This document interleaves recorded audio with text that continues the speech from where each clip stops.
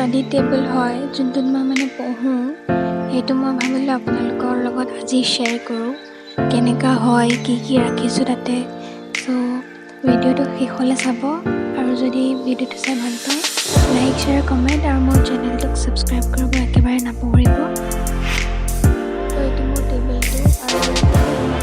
মোৰ ড্ৰয়াৰটো দেখাম যোনটোত মই কিছুমান দৰকাৰ বস্তু থৈছোঁ যোনবোৰ মোৰ দৰকাৰ হোৱা নাই থৈছোঁ পিছলৈ ইউজ কৰিব পাৰোঁ মানে যেতিয়া দৰকাৰ হ'ব তেতিয়া তো ইয়াত কিছুমান বস্তু থৈছোঁ বহুত লিপি আছে এইটো এটা জাপি আছে